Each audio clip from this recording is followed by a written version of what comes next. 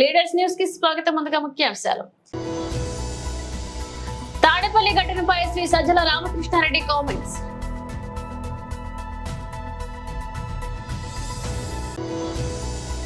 ఐదేళ్లు అండగా ఉండండి, 100 ఏళ్ల అభివృద్ధి చేసి చూపిస్తా సీఎం రేవంత్ రెడ్డి.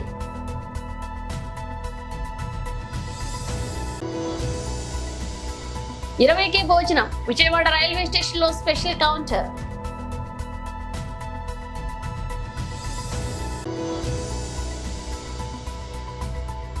విజయ్ దేవరకొండతో సినిమాపై క్లారిటీ ఇచ్చిన ప్రశాంత్ నీల్ టీమ్.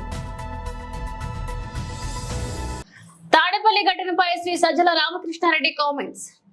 ఒక అమాయక ప్రాణాన్ని, ఏమీ తెలియని అమాయకుడిని బలిగొన్నారు. ఈరోజు తెలుగుదేశం పార్టీ తన నీచమైన రాజకీయాల కోసం ఒక ఉన్మాదంతో ప్రవర్తిస్తోంది. ఎన్నికల దగ్గరికి వచ్చే కొద్దీ టెర్రరైజ్ చేయాలని ఒక ఉన్మాదంతో భయోత్పాతం క్రియేట్ చేయడానికి చంద్రబాబు కొడుకు ఇక్కడ పోటీ చేస్తున్నాడు మంగళగిరిలో. ఓడిపోతామని స్పష్టంగా తెలుసు. ఈ నేపథ్యంలో ఓటర్లను, వైఎస్ఆర్ కాంగ్రెస్ పార్టీ సానుభూతి పరులను, నాయకులను అందరినీ భయభ్రాంతులు చేసే ఉద్దేశ్యంతో కావాలనే దాడులకు దిగడం. ఇది రెండవదో మూడవదో, ఇది ఏకంగా ప్రాణాలు తీసేంతవరకు పోయింది. లేకపోతే మా వైపు నుంచి ప్రచారానికి వెళ్ళిన 10-15 మంది ఉన్నారు. అటువైపు నుంచి తాగి వచ్చిన అదే పనిగా కావాలని రెచ్చగొట్టే రకంగా వ్యవహరించి వేగంగా వచ్చి మోటార్ సైకిల్తో గుద్ది ప్రాణాలు పోవడానికి కారణమైన ఆ గూండాలు ఎవరైతే ఉందో, తెలుగుదేశం గూండాలు, వాళ్ళు ఏదో అనుకోకుండా జరిగింది అనుకోవడానికి వీల్లేదు. ఆ సంఘటన, ఆ దుర్ఘటన ఖచ్చితంగా దురుద్దేశంతోనే భయపెట్టాలి. ఓ ప్రాణం తీసుకునైనా సరే భయపెట్టాలని ఈ దాడికి తెగించారు. దీన్ని తీవ్రంగా పార్టీ ఖండిస్తుంది. ప్రజాస్వామ్యంలో ఇలాంటి వాటికి చోటు ఉండకూడదు. అధికారంలో ఉన్నప్పటికీ మేము, అలాగే బలమైన పార్టీ అయినప్పటికీ ఎంత సంయమనంతో, నిగ్రహంతో అనేది నిన్నటి నుంచి పార్టీ కార్యకర్తలు చూసినా లేదా నాయకులు వ్యవహరించి తీరు చూసినా అందరికీ అర్థం కావాలి, ప్రజలు కూడా అర్థం చేసుకోవాలి. బట్ ఈ నిగ్రహంగా ఉండడం అనేది చేతగాంతనంగా ఎవరు అర్థం చేసుకోవద్దు అనేది గట్టిగా హెచ్చరిస్తున్నాం. నిజంగా కన్నెర్ర చేస్తే ఒక్కడు కూడా రోడ్ల మీద తిరగలేడు, తెలుగుదేశం పార్టీ నాయకులు కానీ కార్యకర్తలు కానీ. ఇది పద్ధతి కాదు. కేవలం థంపింగ్ మెజారిటీతో రాబోతున్నాము, వైఎస్ఆర్ కాంగ్రెస్ పార్టీ గెలవబోతోందనే భయంతో వాళ్ళు చేస్తున్న కుట్రలు, వాటికి మరింత ఊతం ఇచ్చే రకంగా వ్యవహరించకూడదని మేము సంయమనంతో ఉన్నాం. దీన్ని చేతగాంతరంగా భావించొద్దని హెచ్చరిస్తున్నాం. అలాగే ఇది ఖచ్చితంగా హత్య. 302 కిందనే కేసు రిజిస్టర్ చేయాలి. వీ డిమాండ్ పోలీస్ అధికారులను కూడా కేసు 302 కింద రిజిస్టర్ చేసి దర్యాప్తు చేపట్టి దోషులను కఠినంగా శిక్షించే రకంగా, నిందితులను వెంటనే పట్టుకొని దోషులను కఠినంగా శిక్షించే రకంగా, భవిష్యత్తులో ఇలాంటి వాటికి ఎవరు దిగాలని భయపడే రకంగా వ్యవహరించాలని అధికారులను కూడా కోరుతున్నాం. అలాగే వెంకటరెడ్డి గారిని వెనక్కు తీసుకురాలేము. అలాంటి మంచి నాయకుడిని కోల్పోయినందుకు బాధపడుతున్నాం. ఆయన ఆత్మకు శాంతి కలగాలి. ఆయన కుటుంబానికి మనిషిని తీసుకురాలేము, కానీ ఆయన కుటుంబానికి పార్టీ పూర్తిగా అండగా ఉంటుంది. 5 ఏళ్లు అండగా ఉండండి, 100 ఏళ్ల అభివృద్ధి చేసి చూపిస్తా సీఎం రేవంత్ రెడ్డి. ఈ మహబూబ్నగర్ జిల్లా పాత ఉమ్మడి జిల్లాలో నాకు ప్రత్యర్థులు లేరు, నాకు శత్రువులు లేరు. ఎవరైనా ఈ పాలమూరు బిడ్డలే. ఆ పాలమూరు బిడ్డలు ఈ ప్రాంతం అభివృద్ధి కోసం సహకరించాలనేది నా ఆలోచన తప్ప నాకెవరి మీద ఎలాంటి ద్వేషం లేదు, నాకు ఎలాంటి కోపం లేదు. నా పట్టుదలంతా ఒక్కటే. లేక ఒక అవకాశం వచ్చింది. ఈ అవకాశం జారవిరుచుకుంటే మళ్ళీ 100 ఏళ్ళైనా ఈ పాలమూరుకి ఇట్లాంటి అవకాశం రాదు. 75 ఏళ్ల కింద మొట్టమొదటి హైదరాబాద్ రాష్ట్రానికి బూరుగుల రామకృష్ణారావు గారు ముఖ్యమంత్రి అయితే మళ్ళా 70 ఏళ్ల తర్వాత ఇవాళ మన పాలమూరుకు ఒక అవకాశం వచ్చింది. ఆనాడు పూర్తి స్థాయిలో అభివృద్ధి జరగలేదు కాబట్టి 70 ఏళ్ళు మనం ఎదురు చూడాల్సి వచ్చింది, కండ్లలో ఒత్తులు పెట్టుకొని చూడాల్సి వచ్చింది. ఇవాళ 70 ఏళ్ళ తర్వాత వచ్చిన అవకాశాన్ని కొంతమంది కుట్రలు కుతంత్రాలతోని దెబ్బతీయాలంటే మీరందరూ చూసుకుంటూ ఊరుకుంటారా అని కొడంగల్ కార్యకర్తలు నేను అడుగుతున్నాను. ఇవాళ ఈ అవకాశం సద్వినియోగం చేసుకోకపోతే ఇవాళ మన కొడంగల్ను మన పాలమూరును మనం అభివృద్ధి పదం వైపు నడిపించకపోతే రేపు ఇంకెవరిని అడుగుతాము, ఎవరి దగ్గరకు పోతాము? ఆయనలో ఆశతోని 2009లో తెలంగాణ వస్తుంది, పాలమూరు బాగుపడుతుందని చంద్రశేఖరరావును గెలిపిస్తుంది.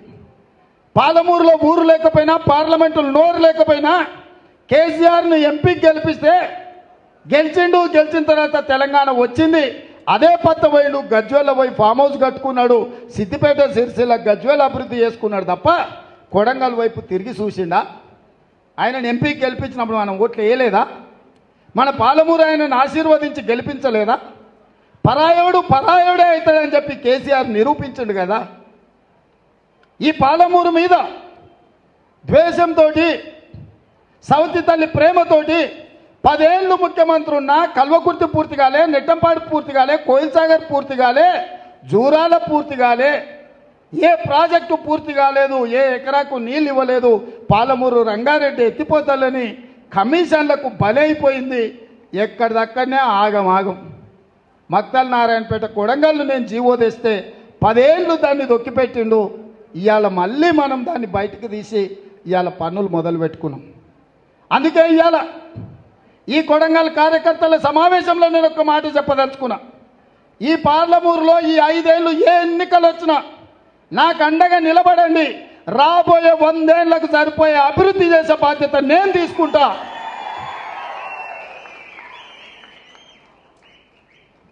ఇవాళ సంతకం పెట్టే శక్తి మనకిచ్చిండ్రు. దీన్ని సద్వినియోగం చేసుకోవాల్సిన బాధ్యత పాలమూరు బిడ్డలు ప్రతి ఒక్కరి మీద ఉంది. వేసవి సందర్భంగా ప్రత్యేక రైళ్లతో పాటు విజయవాడ రైల్వే అధికారులు స్పెషల్ భోజనాన్ని అందిస్తున్నారు. ప్రయాణికుల కోసం ఎకనామీ మీల్స్ పేరుతో 20,000 నాణ్యాన్ని భోజనాన్ని అందుబాటులోకి తీసుకొచ్చారు. ఇక దీనికోసం రైల్వే స్టేషన్ లో జనరల్ బోగీలు ఆగే చోట ప్రత్యేకంగా కౌంటర్ ఏర్పాటు చేశారు. 20కి ఎకనామీ మీల్స్, 50కి స్నాక్స్ మీల్స్ అందిస్తున్నారు. వేసవిలో ప్రయాణికులకు తక్కువ ధరకే నాణ్యమైన భోజనాన్ని అందించాలని ఐఆర్సిటిసితో కలిసి ఏర్పాట్లు చేసినట్లుగా రైల్వే అధికారులు తెలిపారు. ఇక జనరల్ బోగీలలో ప్రయాణించే ప్రయాణికులు ఆకలి తీర్చడమే లక్ష్యంగా ఈ కౌంటర్ ఏర్పాటు చేసినట్లుగా పేర్కొన్నారు. వేసవి పూర్తయ్యే వరకు ఈ స్పెషల్ కౌంటర్ ఉంటుందన్నారు. ప్రస్తుతానికి కౌంటర్లను ప్రయోగాత్మకంగా విజయవాడ, రాజమహేంద్రవరం స్టేషన్ లో ఏర్పాటు చేసినట్లుగా డిఆర్ఎం నరేంద్ర ఆనందరావు పాటిల్ వివరించారు. Tollywood star Vijay Deverakonda sensational director Prashanth Neel combination లో సినిమా వస్తుందంటూ సోషల్ మీడియాలో పెద్ద ఎత్తున ప్రచారం జరుగుతుంది. ఇటీవలే హైదరాబాద్ కు ప్రశాంత్ నీల్ వచ్చారు. ఈ సందర్భంగా విజయ్ దేవరకొండ ఇంటికి వెళ్లారు. దీంతో సినిమా గురించి మాట్లాడేందుకు విజయ్ ఇంటికి నీల్ వెళ్లారని, ఇద్దరి కాంబినేషన్ లో సినిమా రాబోతుందనే ప్రచారం మొదలైంది. దీనిపై ప్రశాంత్ నీల్ టీం క్లారిటీ ఇచ్చింది. విజయ్ తో ప్రశాంత్ నీల్ సినిమా చేస్తున్నారనే ప్రచారం నిజం లేదని తెలిపింది.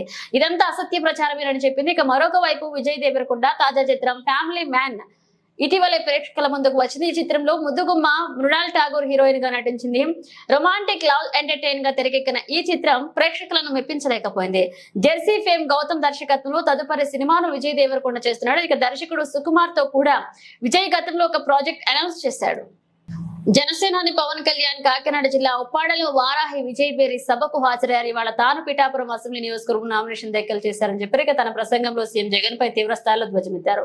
తాను ప్రజల సమస్యలపై మాట్లాడుతుంటే ఈ సీఎం వ్యక్తిగత జీవితంపై విమర్శలు చేస్తాడని మండిపడ్డారు. మహిళలు ఆలోచించాలని, మహిళలను అగౌరవపరిచే సంస్కృతి జగన్ అన్నారు. ఆఖరికి తన సొంత చెల్లి షరులను కూడా అవమానించాడని, రేపు మన ఆడబిడ్డలను కూడా అవమానిస్తాడన్నారు. ఇక జగన్ ఏమైనా లాల్ బహదూర్ శాస్త్రి గారా లేక వాజ్పేయి గారా? 5 ఏళ్లుగా బెయిల్ మీద బయట ఉన్న వ్యక్తి జగన్. సొంత చెల్లి జీవితాన్ని రోడ్డుపైకి లాగిన వ్యక్తి జగన్ అన్నారు. తన సొంత మనుషులతో చెల్లిని తిట్టించిన వ్యక్తి, 30,000 మంది మహిళలు అదృశ్యమైతే మాట్లాడని వ్యక్తి జగన్ అన్నారు. ఇవాళ నేను ఒక పెద్ద హీరో స్థాయిలో ఉన్నాను. సినిమాల్లోనే కాదు ప్రకటనలో నటించి కూడా కోట్లు సంపాదించగలను. కానీ సంపాదన కంటే నాకు ప్రజల సమస్యలపై మాట్లాడడం ఇష్టం. నా 4వ పెళ్ళం జగన్ ఈ మధ్య నా వ్యక్తిగత జీవితం గురించి మాట్లాడుతున్నారంటూ పవన్ కళ్యాణ్ విమర్శించారు.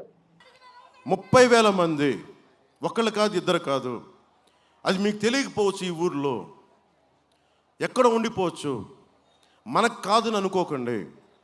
అలాగే చంద్రబాబు నాయుడు గారి సతీమణిని అంటే మనకి చాలా చిత్కారంగా మాట్లాడితే అది మన ఇంట్లో జరగద్దని అనుకోకండి. ఆయనకి జరిగిందని మీరు అనుకోకండి. అలా అందరూ అనుకుంటే చివరికి అది ఎక్కడి దాకా వచ్చింది? సొంత ఇంట్లో సొంత చెల్లెలు షర్మిలా గారి వ్యక్తిగత జీవితాన్ని తిట్టే స్థాయికి వచ్చారు. అదే తిట్టినప్పుడు రేపొద్దున మీరు ఓటేస్తే మీ ఇంట్లో ఆడబిడ్డల జోలికి రారని మీరు ఎందుకు అనుకుంటున్నారు? వారిని కించపరిచేలా మాట్లాడరని మీరు ఎందుకు అనుకుంటున్నారు? ఇది మీరు చాలా చాలా జాగ్రత్తగా ఆలోచించాలి. 10,000 రూపాయలకి ఈ రోజున డబ్బులు ఎక్కువైపోయినాయి. డబ్బులు ఎక్కడి నుంచి వచ్చినాయి? మీరు ఇచ్చారు. మన డబ్బుల్ని మనమే దోపిడీ చేసి, మీరు చెప్పండి, సముద్ర తీరం మత్స్యకారులను అడుగుతున్నా, సముద్ర తీరం ఎవరిది? సముద్ర తీరం ఎవరిది? మన మత్స్యకారులు వేటాడు, వాళ్ళకి హక్కు లేదా దాని మీద? మరి అలాంటి సముద్ర తీరంలో మీకు వాళ్ళు కూర్చోబెట్టి మీకు కష్టం కదా అది. సముద్ర తీరం ప్రభుత్వానిది అంటే సరిపోదు. ప్రభుత్వం అంటే ఎవరు? మనుషులే కదా మనలాగా. ప్రభుత్వం అంటే దానికైనా కొమ్ములు ఉంటాయా ప్రత్యేకించి? లేదంటే ఏదైనా రోబోట్ అది? మనలాంటి మనుషుల సమూహం, మనందరం శక్తి దారపోసి ఒక 10 మందిని కూర్చోబెట్టాం. ఆ 10 మంది కూర్చోబెట్టారే మా బాగోగులు చూడు తండ్రి అని చెప్పాం. ప్రభుత్వం చెప్తుంది, వ్యవస్థలు చెప్తారండి. వ్యవస్థ అంటే ఎవడు? మేము ఏర్పరచుకున్న వ్యవస్థ. మేము మీకు హక్కు ఇచ్చాం. మత్స్యకారులు ఒకటే చెప్పండి వైసీపీ వాళ్ళకి, మిత్రమా, నువ్వు ఓటు అనే బోటు మీద నువ్వు సముద్ర తీరం దాటావు, ఈరోజు తగలేసావు మమ్మల్ని. ఓటు అనే బోటు మీద తీరం దాటి ఈరోజు మన కడుపుల మీద కొట్టాడు జగన్. అది మీరు మర్చిపోకండి. 10,000 రూపాయలు ఇస్తాడు. ఎవరు దోచేసిన సొమ్ము అది? ఎవరు దోచారు? అది వాడు సొంత డబ్బు కాదే. సొంత డబ్బు కాదే. వాళ్ళ నాన్నగారు పార్టీ స్టార్ట్ చేయడానికి వాళ్ళకి కష్టాలకు కూడా, వాళ్ళకి ఇల్లు నడుపుకోవడానికి కూడా కష్టాలు ఉండే. ఈరోజు డబ్బులు వచ్చేసి నేను కాదంటలా, కానీ ఆ డబ్బులు మనవే కదా.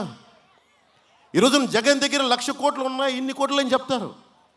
కానీ ఆ డబ్బంతా మనలాంటి వాళ్ళందరం కూర్చొని మనందరం అమాయకుల్లాగా ఎర్రి గుర్రెలా అయిపోయాం మనందరం. అందుకని మీరు చాలా చాలా జాగ్రత్తగా ఓటు వేయాలి. జగన్ మాట్లాడితే ఏం మాట్లాడాను? నేను మాట్లాడింది మత్స్యకారుల గురించి మాట్లాడాను. నేను మాట్లాడితే రైతాంగం గురించి మాట్లాడాను. నేను మాట్లాడితే చేనేత కార్మికులకు బ్రాండ్ అంబాసిడర్గా ఉంటానని చెప్పాను. నేను యాక్టర్గా ఉండి మీరు ఆలోచించండి, నేను ఎన్ని అడ్వర్టైజ్మెంట్స్ చేసి ఉండొచ్చు. నేను కొన్ని కోట్ల డబ్బులు వచ్చిండేది కదా, ఎందుకు చేయలా?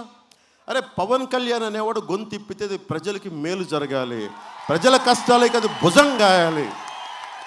నాగర్ కర్నూలు జిల్లా కలవకుర్తి పట్టణంలోని సీకేఆర్ ఫంక్షన్ హాల్లో ఎంఆర్పీఎస్ మరియు అనుబంధ సంఘాలు నాగర్ కర్నూలు పార్లమెంటరీ స్థాయి ఆత్మీయ సమ్మేళన కార్యక్రమానికి వచ్చేశారు. ముఖ్య అతిథిగా మాన్యశ్రీ మందకృష్ణ మాదిగ మాట్లాడుతూ, నా జాతి ప్రజలారా, నేను మీ మాదిగ బిడ్డనే. మీ 13వ తారీఖున నాకు జరగబోయే ఎన్నికల్లో బీజేపీ అభ్యర్థిగా నిలబడ్డ ఎంపీ రాములు కుమారుడైన భరత్ ప్రసాద్ ను గెలిపించండి. మన మాదిగ బిడ్డలకు న్యాయం చేసినట్లు అవుతుంది. ఒక మాదిగ బిడ్డగా నేను భరత్ ప్రసాద్ కు ఓటేయమని వేడుకుంటున్న సందర్భం, నేను ఒక బీజేపీ పార్టీ నాయకుడిగా రాలేదు. నేను ఇంతవరకు ఏ పార్టీకి ఓటేయమని అడగలేదు.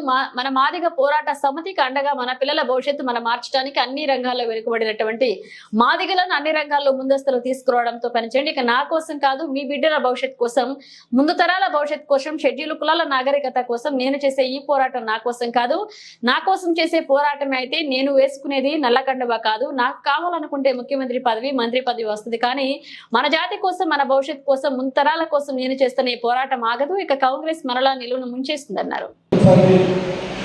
మన మాదిగ బిడ్డలకు న్యాయం చేసే విధంగా మీరు బాధ్యత తీసుకోండి అని చెప్పి మిమ్మల్ని కోరడానికి, విజ్ఞప్తి చేయడానికి నేను ఇక్కడికి వచ్చాను.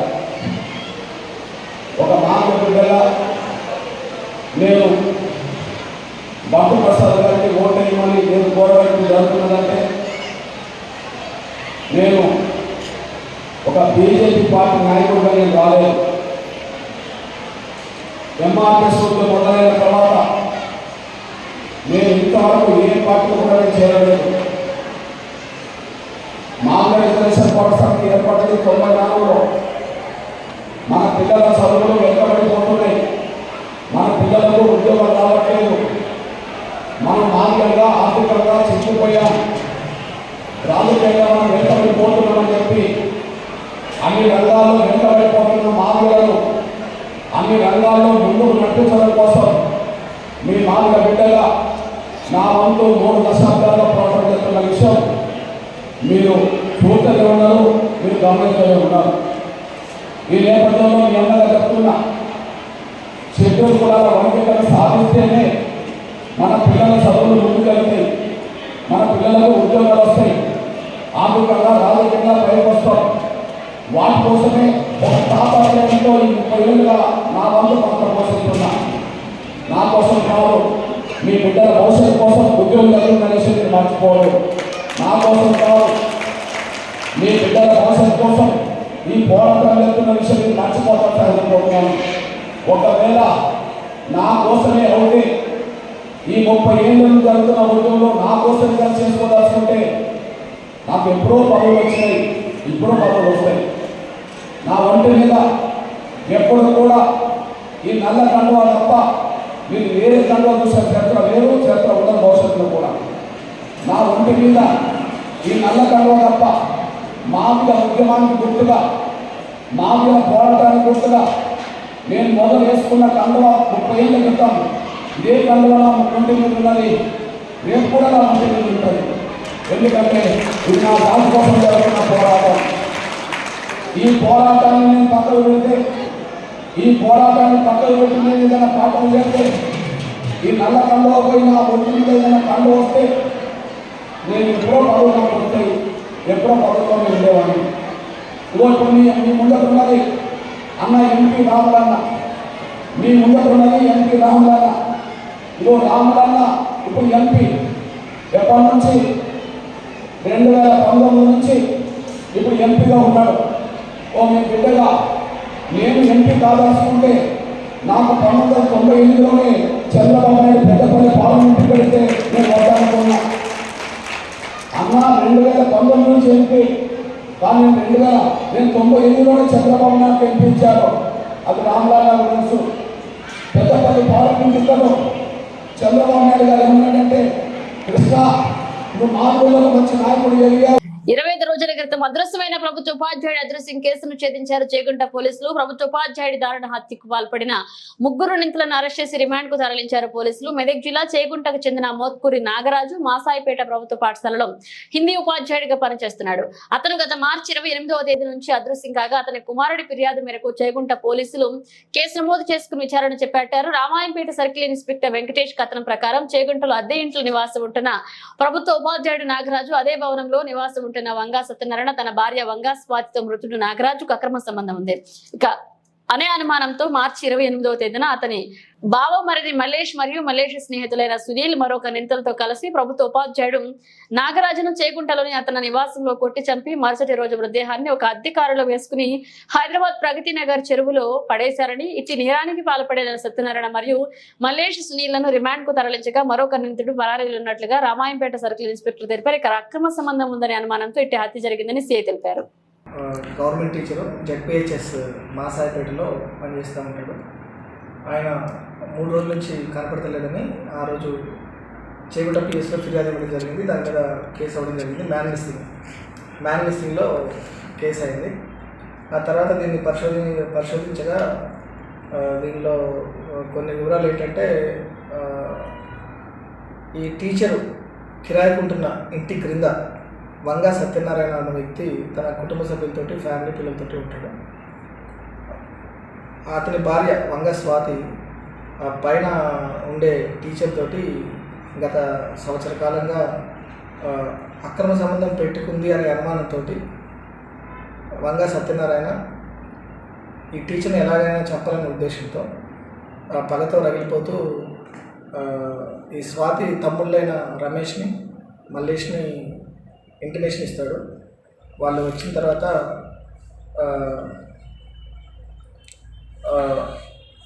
ఆ ఆడియో రికార్డ్స్ అన్నీ వినడం జరిగింది. స్వాతికి మరియు టీచర్కి మధ్య ఉన్న ఆడియో రికార్డ్స్. ఆ తర్వాత రమేష్ ప్లాన్ ప్రకారం రమేష్ ఒక కార్ ప్రొవైడ్ చేస్తాడు హైదరాబాద్లో. అది తీసుకొని రమేష్ తమ్ముడైన మల్లేష్ ఫ్రెండ్ అయిన సునీల్ గౌడ్ ఇద్దరు కలిసి కారులో వచ్చి మార్చి 28వ తారీఖు సాయంత్రం 6:30 నుంచి 7 గంటల మధ్యలో టీచర్ ఇంట్లో ఉన్నప్పుడు, ఒక్కడే ఉన్నప్పుడు లోపలికి వెళ్ళిపోయి గడియ పెట్టుకొని అతన్ని నైలాన్ రోడ్ తోటి చేతులు కట్టేసి పక్కనే ఉన్న ఒక తాళంతో తల మీద గట్టిగా కొట్టడంతో అతను అక్కడికక్కడే చనిపోయాడు. ఆ తర్వాత రోజు 29 మార్చ్ రోజు అర్ధరాత్రి పూట వాళ్ళు ఏదైతే రెంట్కి తెచ్చిన కారు ఉందో అదే కారులో ఆ శవాన్ని దుప్పట్లలో అక్కడున్న దుప్పట్లలో కట్టేసి కారులో హైదరాబాద్లోని ఈ వర్కల మల్లేష్ ఉంటున్న ఎల్లమ్మకొండ ఏరియాలో ప్రగతి నగర్ చెరువు ఉంది. ఆ చెరువులో పడేసి ఆ కారు కిరాయి తెచ్చిందని అక్కడ వాళ్ళకి ఇచ్చేస్తారు, ట్రావెల్స్ వాళ్ళకి ఇచ్చేస్తారు. ఈ విధంగా టీచర్ని అక్రమ సంబంధం పెట్టుకున్నారు అనే అనుమానంతో వంగ సత్యనారాయణ, అతని బావమరిది మల్లేష్ స్నేహితుడైన సునీల్ గౌడ్, వాళ్ళ అన్న ప్లానింగ్ రమేష్, ఈ నలుగురు ఈ విధంగా ఈ నేరంలో పాల్గొన్నారు. ఇట్టి కేసులో ప్రతిభ కనపరిచిన చేగుంట ఎస్ఐ గారికి, నాగభూషణ్ గారికి ప్రత్యేకంగా అభినందనలు తెలియజేయడం అవుతుంది. Thank you. ముగ్గురు రమేష్ అబ్స్కాండింగ్లో ఉన్నారు. సీఎం రేవంత్ రెడ్డి సభకు తేదీ ఖరారైంది. స్థల పరిశీలనకు రాష్ట్ర ఆరోగ్య శాఖ మంత్రి దామోదర్ రాజనరసింహ వెళ్లారు. మెదక్ జిల్లా పెద్దశంకరంపేట మండల కేంద్రంలో బాయికాడి పద్మజ ఫంక్షన్ హాల్ పక్కన నెల 26వ తేదీన జరిగే సీఎం రేవంత్ రెడ్డి సమావేశానికి స్థల పరిశీలనకు రాష్ట్ర ఆరోగ్య శాఖ మంత్రి దామోదర రాజనరసింహతో కలిసి నారాయణఖేడ్ నియోజకవర్గ ఎమ్మెల్యే పటోళ్ల సంజీవారెడ్డి, మాజీ ఎంపీ సురేష్ సెట్కార్ పెద్దశంకరంపేట మండల కేంద్రంలో సీఎం రేవంత్ రెడ్డి సభకు స్థలాన్ని పరిశీలించారు. ఇక స్థానిక ఎమ్మెల్యే పటోళ్ల సంజీవారెడ్డి మాట్లాడుతూ ఈ నెల 26వ తేదీన జరిగే బహిరంగ సభకు సుమారు 50,000 జన సమీకరణ చేసి పెద్ద ఎత్తున ప్రజలు తరలివచ్చి సభను విజయవంతం చేయాలని ఆయన కోరారు. ఈ కార్యక్రమంలో మాజీ జెడ్పీటీసీ సురేందర్ రెడ్డి, పేట మండల కాంగ్రెస్ పార్టీ అధ్యక్షులు రాయని మధుసూదన్, పేట పట్టణ అధ్యక్షుడు గంగిరెడ్డి, సంగమేష్, ఆర్ఎన్ సంతోష్ కుమార్, మాజీ సర్పంచ్ ఆరుగుల సత్యనారాయణ, దేవేందర్, రఘుపతి రెడ్డి, రాజేంద్ర గౌడ్, ఫెర్మాల్ గౌడ్ పాల్గొన్నారు. రేపు 26 ఏప్రిల్ రోజు మా గౌరవ ముఖ్యమంత్రి రేవంత్ రెడ్డి గారు పార్లమెంట్ ఎన్నికల ప్రచారంలో భాగంగా మన శంకరంపేట అంటే నారాయణఖేడ్ నియోజకవర్గానికి రావడం జరుగుతుంది. టోటల్ 3 నియోజకవర్గాల నుండి ఇక్కడ ప్రజా సమీకరణ చేయడం జరుగుతుంది. జూకల్, అందోల్, నారాయణఖేడ్ నియోజకవర్గాల నుండి పెద్ద ఎత్తున ప్రజలు ఇక్కడ తరలి రావడం జరుగుతుంది. కాబట్టి దాంట్లో భాగంగా గ్రౌండ్ పరిశీలనలో మన గౌరవ హెల్త్ మినిస్టర్ దామోదర్ రాజనరసింహ గారు కూడా వచ్చి పరిశీలించడం జరిగింది. సో మీకు చెప్పేదంటే అక్కడ హెలిప్యాడ్ నుండి ప్రొసిషన్లో టౌన్లో ప్రొసిషన్లో వచ్చి గాంధీ చౌక్ నుండి ఇక్కడ బాయికాడ్ పద్మయ్య ఫంక్షన్ హాల్ పక్కలో ఉన్నటువంటి గ్రౌండ్లో 15 ఎకరాల గ్రౌండ్లో మొత్తం 50,000 మందితో మీటింగ్ ఏర్పాటు చేయడం జరిగింది. దాంట్లో భాగంగానే అధికారులందరికీ కూడా అప్రమత్తం చేయడం జరిగింది. పెద్ద ఎత్తున 3 నియోజకవర్గాల నుండి జన సమీకరణ చేయడం జరుగుతుంది. ఎందుకంటే ఎప్పుడు కూడా ఈ అందోల్ నియోజకవర్గం కానీ, నారాయణఖేడ్ నియోజకవర్గం కానీ, జుక్కల్ నియోజకవర్గం కానీ ఎప్పుడు కాంగ్రెస్ కంచుకోట ఇవి అని 3 నియోజకవర్గాలు కూడా. కాబట్టి పెద్ద ఎత్తున జనాలు వస్తారు కాబట్టి వారికి తగిన సౌకర్యాలు కల్పించాలని చెప్పేసి ఈ గ్రౌండ్ ఏర్పాటు చేయడం జరిగింది. ఇంకా దాంట్లో భాగంగానే మా ముఖ్యమంత్రి రేవంత్ రెడ్డి గారు ఏదైతే రేపు మా సురేష్ షెట్కార్ గారు రేపు 10 గంటలకు సంగారెడ్డిలో 11 గంటలకు జైరాబాద్ పార్లమెంట్ నియోజకవర్గానికి నామినేషన్ కూడా వేయడం జరుగుతుంది. రేపు కూడా పెద్ద ఎత్తున కార్యకర్తలు అందరూ తరలిపోతూ ఉన్నారు సంగారెడ్డికి. దాని తర్వాత 26వ తేదీ రోజు సాయంత్రం 4 గంటలకు ఇక్కడ ముఖ్యమంత్రి గారు సభాస్థలికి విచ్చేస్తారు. తర్వాత 6-6:30 తర్వాత రోడ్డు మార్గంలో మళ్ళీ అక్కడ హైదరాబాద్లో ఉన్నటువంటి మీటింగ్ అటెండ్ చేయడానికి వాళ్ళు వెళ్ళడం జరుగుతుంది. ప్రజలకు అందరికీ 3 నియోజకవర్గాల ప్రజలకు, ఇతర కాంగ్రెస్ అభిమానులకు, కాంగ్రెస్ కార్యకర్తలకు అందరికీ కోరుకునేది ఏంటంటే ఈ పెద్ద ఎత్తున ఈ మీటింగ్కి వచ్చి సభను దిగ్విజయం చేసి మరొకసారి కాంగ్రెస్ కంచుకోటగా దీన్ని చాటుకోవాలి అని చెప్పేసి కోరుతూ ముగిస్తున్నాను. బులెటిన్ ముగించే ముందు హెడ్లైన్స్ మరోసారి. తాడేపల్లి ఘటనపై శ్రీ సజ్జల రామకృష్ణారెడ్డి కామెంట్స్.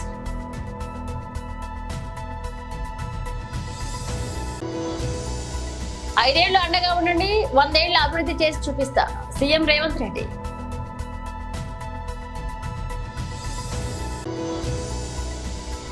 ఇరవైకే భోజనం, విజయవాడ రైల్వే స్టేషన్ లో స్పెషల్ కౌంటర్.